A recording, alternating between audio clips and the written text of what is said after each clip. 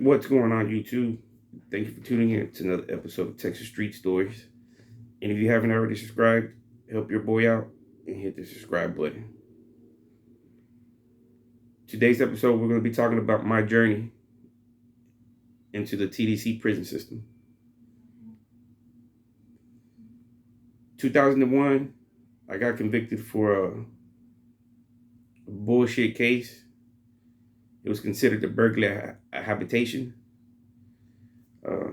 They gave me, they eventually gave me 3 years probation. But being young, after they released me, I didn't go to not even my first visit or any kind of orientation or anything like that. They let me out and I just went about doing my thing. So they picked me up. Instead of giving me probation again, they said, nope, we're going to give you the whole 3 years we gave you the first time. You know, we didn't even want to give you probation the first time, but we gave it to you since you were a first timer. So this time you didn't want to take the opportunity, so they gave me the 3-year sentence. So this is 2001 of August. I'm in the North Tower in Dallas County. The day before you get shipped, they turn off the phones early.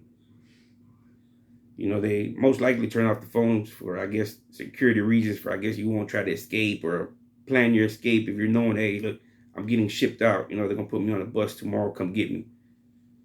But, that's stuff out of the movies. It does happen. It could happen. So I'm in the North Tower. 2 weeks, I say a month, maybe a month. A homeboy gets to the tank, but he's on bench warrant. He's not telling me too much about what's going down there. He knows I'm going down there because we've been talking, but he's not really telling me nothing.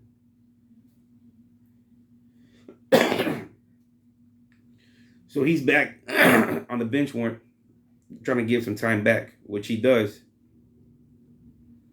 So now he's waiting to catch change, just like everybody else that has been sentenced. So the night before, they call you, tell you, pack it up. They tell you to pack it up because you know where you're going. You're not going home. You already got time, so they tell you to pack it up. So all through that time, you're not really living comfortable in the county no more, because you can't even go to the commissary no more like you used to, because the next day could be the day for them to call change. So now every time you go to the commissary, you're only buying the bare necessities, for that day or for the next day. You're no longer trying to break the bank at the commissary now. Just the bare necessities, because from what everybody's telling you, you can't take nothing with you besides your Bible. You can't take nothing, other than your Bible. So the time comes, his name gets called, catch chain, we pack it up. Now it's around October, November. Dallas is still, it's not really snowing over here, nothing like that. But as soon as we start going to Abilene, you can start seeing that it's starting to snow, and you can see snow on the ground. I've never really been out of Dallas. Snow in Dallas is seldom and rare. It comes not like Abilene. Abilene gets a lot of snow. So when we get there, well, hold on, let me get back. Let me tell you on my bus ride. So they book us, they transfer us to our whites to change our whites out. They get our money that we have in our books. They document it. They put it in the safe.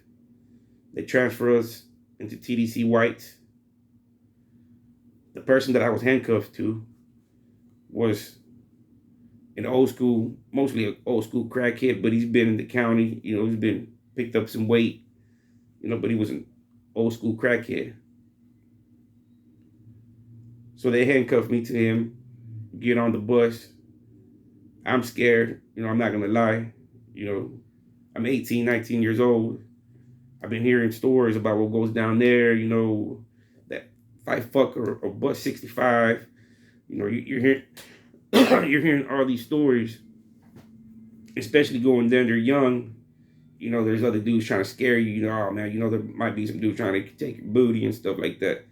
So you're 18, 19, you're scared, you're more scared because you weren't even allowed to let your people know, hey, I'm getting moved. They're moving me. At least let you give your people a heads up. Say, hey, I'm not going to be here in the county. I'm not going to be able to get these weekly visits. I'm not going to be able to call you on a daily basis no more. So the fear of the unknown was real. You go into an unknown place, unknown environment, and all you're hearing is stories. During this time that I'm in the county jail, there's this white dude named Dirty Red. He's a former white knight. This dude had a razor, and he had a big old white knight patch on his stomach, which every day with the razor, he was picking at it, trying to cover it up. So I asked him, I'm like, why are you doing that? He goes, they see this patch down there, they're gonna kill me as soon as I get a unit, they're gonna kill me. So I'm seeing him do all this, and I'm like, man, where am I going?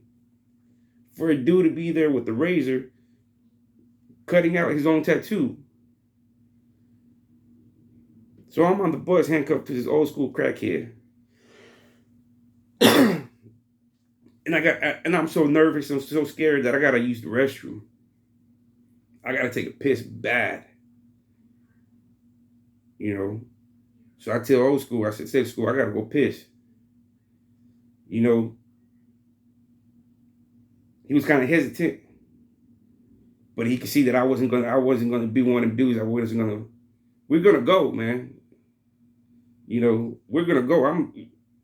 It ain't my fault you handcuffed to me, but if I gotta go take a piss, you going with me. So he comes along with the ride. So then we get off to say, boss, I gotta use the restroom. It's just a big old pisser in the back. So I'm bumpy ride. We walking towards the back, handcuffed. I'm dragging him along with me. You know what I mean? So I go to the pisser. He turns around. I'm trying to piss, but I can't. I'm so fucking scared and nervous. You know what I mean? And school's already like, man, look, man, I already done came with you, man. You better hurry this shit up, man. And I don't blame him. I don't want to be next to another man while he's taking a piss, but that's just the situation we're in. You know what I mean? So finally, man, the bumps, that's even making it more worse. So, this dude's right there next to me, that's even making it worse. So, finally, I fucking just closed my eyes and I said, man, please, God, man, go let it come out, man. It's hurting. And finally, a few drops came out, felt a little bit of relief, enough for me to hold it till I could get to a unit or to where I was going, Middleton.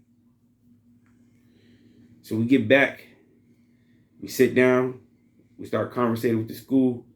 School's like, hey, you first time? Like, yeah. He goes, no, this is my third time. He was comfortable. He fell asleep after we had a few minutes conversation. He fell asleep for the rest of the ride. Like, he already knew what was coming. Me, on the other hand, I'm nervous. I'm sweating. Hands sweating. Heart beating. Can't even take a piss right. I'm scared. Going to the unknown. But all this time, this homeboy's in the bus too. He's catching chain with me. So we end up in Middleton. Go through the process of getting shaved, getting your ID, getting blood work, going through the process of all that at the transfer facility. So during this time, we in the same dorm. We in the same dorm. We can't buy nothing. We can't get no commissary. We can't get none of that yet until we get situated. They do our paperwork and then we get transferred into the other dorms.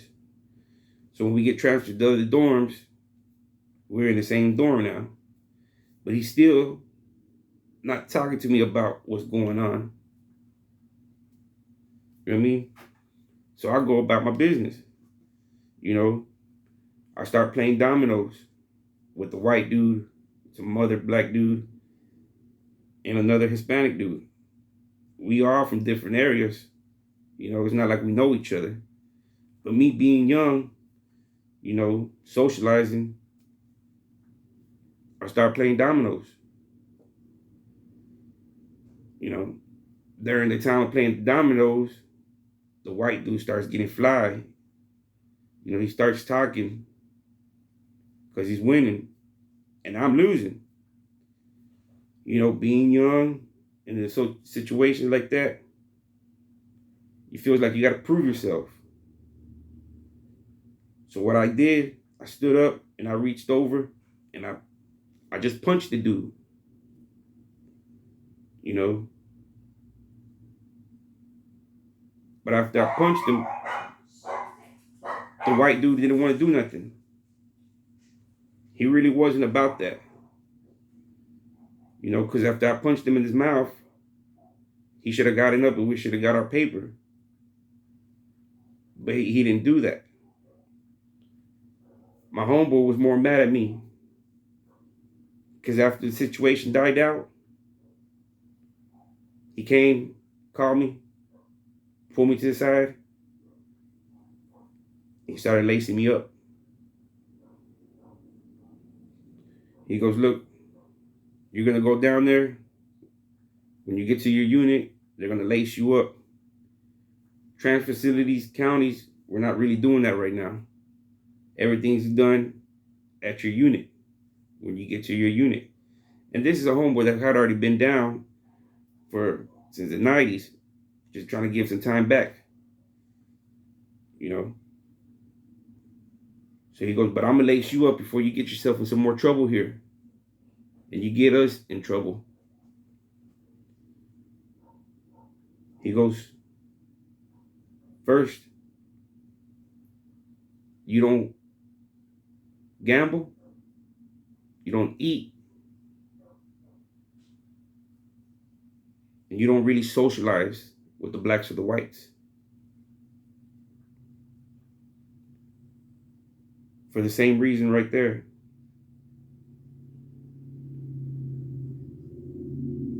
The white dude didn't do nothing. But he goes, if you would have been at the unit, that white dude would have had to come back and do something to you. So I'm just giving you the heads up. You can't just be punching on anybody. This ain't the streets. You know, there's more to it than what you see. So during the time that we're there, he's lacing me up, the in and outs, in and outs, in and outs. You know, he's seen that I have some kind of brain and I also have some kind of heart. So before I got myself in a wreck or I got picked up by somebody else, he picked me up right away. He goes, we don't do this all the time. We don't pick up nobody at the transfers. We don't pick up nobody at the county. Everything's getting done at the unit you get to. He goes, but I'm gonna lace you up. You know? So he laces me up. You know? He puts me down. He goes, when you get to your unit, you tell him you already been laced up and you ready. You know? You tell him who I am, what unit I am, the number, because I'm gonna put my name and number in your Bible. So if anybody asks, they can send me a kite. But it's gonna be totally different when you get to your unit. Once you get to your unit, that's where you're gonna get, you know, it's where it begins. He goes, here, I'm just giving you the the beginning, you know, because I see you, I want you to get in trouble and you kind of cool. So he took kind of a liking to me, you know. He put me, you could say, he put me under his wing and showed me the ropes, you know. And if it wasn't for him, I would have probably got picked up by somebody else that I really didn't want to get picked up by. And it would have probably been a different situation for me. Because on the streets, I was my own man. I was doing my own dirt, you know. So going inside was just basically the same thing for me, you know. So I had to learn on how to carry myself and how to conduct myself real quick, being in an environment of grown men. Thank you for tuning in. That's just my journey right there to Middleton, to the Middleton unit. Thank you for tuning in. If you haven't subscribed, you know I'm still got that thing in the works with the homeboy.